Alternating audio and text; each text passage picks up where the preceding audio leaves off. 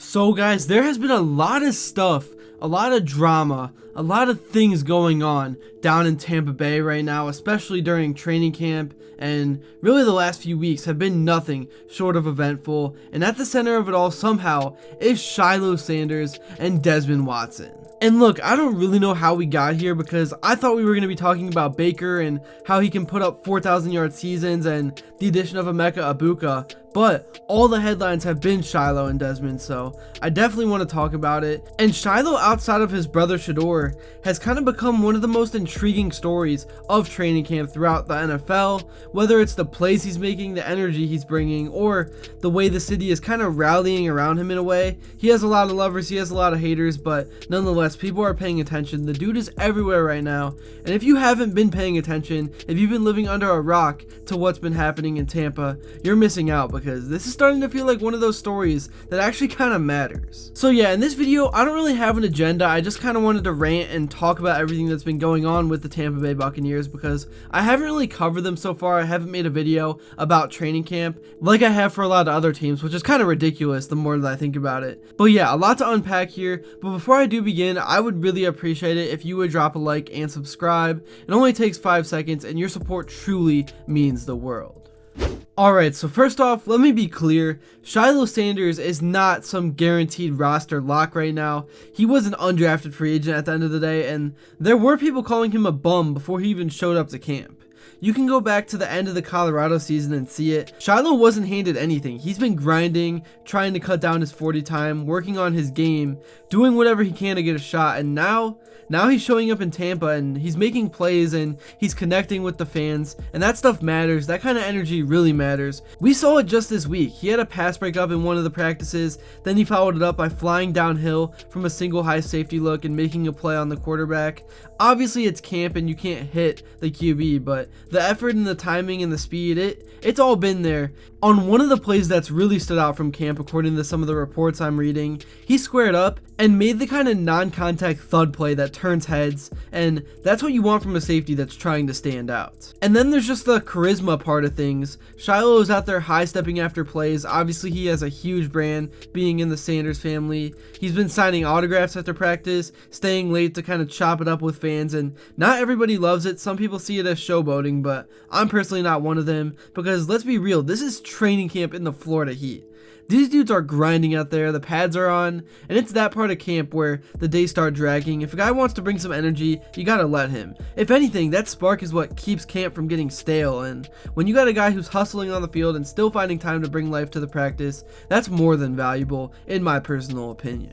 And really, even some of the veteran guys are noticing. Antoine Winfield has shown support. Other defensive guys are starting to give him props more and more. And say what you want about him not being the most athletic or not being a first rounder, the effort is there, the impact is there, and more importantly, the locker room seems to be responding to him. That's something you can't coach. Now, of course, this isn't all about vibes. It still is football at the end of the day, and Shiloh knows he has to earn his spot. He has to earn even the chance to make the team at all, even be on the practice squad, but so far, he's making the most of every opportunity. He's got multiple takeaways under his belt through his college career, including some forced fumbles and picks, and even though people love to leave out the Jackson State numbers, those definitely count.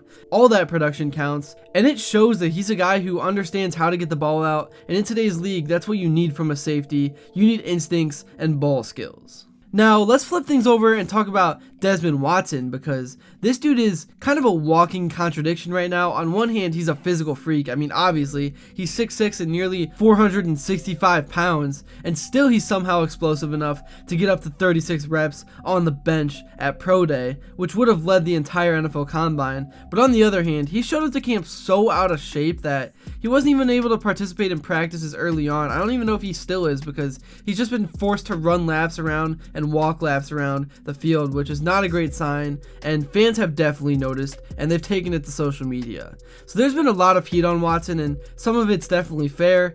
He was going to be either a late round pick or an undrafted free agent either way, and people expected that when he entered to the league, the first thing that he'd focus on was trimming down and getting in shape, and for months that kind of didn't happen. I know it's harder and it's easier said than done, but 30 pounds over the course of 3 months might sound like progress, but when you're north of 460 and your full-time job is literally just to lose weight and train, it's not enough. Not for the NFL level. Guys are way too fast and way too athletic. Some people have even questioned the people around him, wondering how his inner circle could let him walk into this opportunity unprepared. But honestly, this goes back to Florida. The program, the conditioning, the accountability, it's all been called into question. How do you let a guy like this with this kind of upside enter the NFL behind the 8-ball physically? It's frustrating because Watson really does have freakish traits, things that you can't teach, things that just come so natural. And if he can just get moving, just get into shape, the ceiling is wild. The sky's the limit. And with a guy like Vita Vea next to him, that could be a serious problem for opposing offenses, but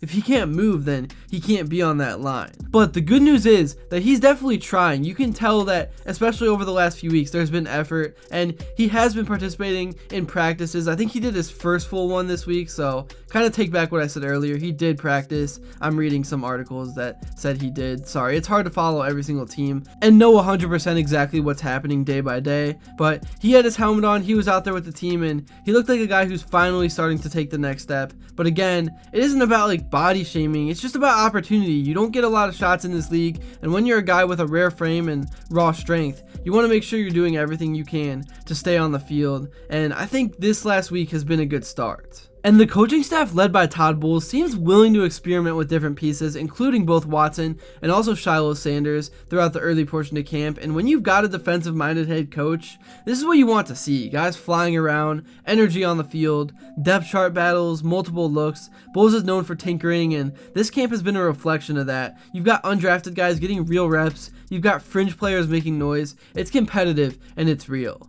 But back to Shiloh for a quick moment, because what really stands out is how he's winning over the community. It's not just about the plays that he's making, it's that he's doing everything right off the field.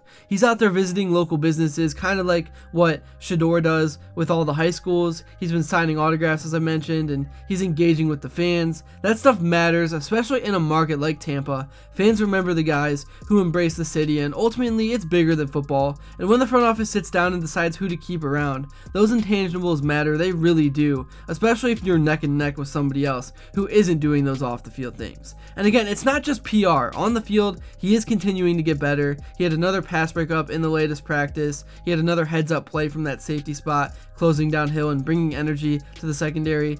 Obviously, he's not perfect, and there's a lot of things he needs to improve on, but nobody expects him to be perfect.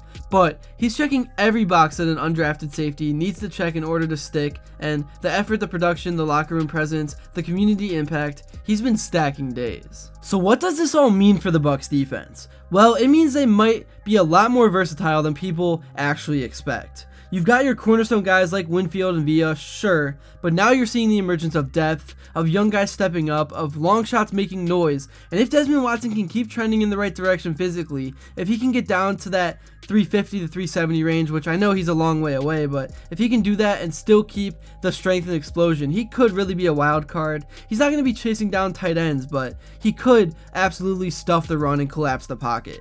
And that's the formula for Tampa's defense. Power in the middle, playmakers in the back, smart, high-effort guys filling in around the edges. Shiloh might never become a star, but if he can be consistent and dependable and make a play or two per game, I think that's enough. I kind of view him as like Bronny James because he's just a guy that kind of got into the league because of his name, but at the end of the day, he does have the tools to be a role player if he can fully develop. So I think that's kind of a good comparison, and especially if he keeps bringing the energy and making everyone around him better, I think he really is going to carve himself out a role on this team. So yeah, it's early, it's still training camp, but when you've got two guys like this, both fighting for different kinds of validation and both putting in the work to get there, you pay attention and you root for it because ultimately it's a good story that could turn into something real. That's really all I have to say for this video though. Let me know in the comments below if you think Shiloh or Desmond Watson should get a real chance at some point in the NFL and if they should get a real chance to prove themselves. If you enjoyed this one, please be sure to drop a like and subscribe because your support truly means the world. And until next time, I will see you all later.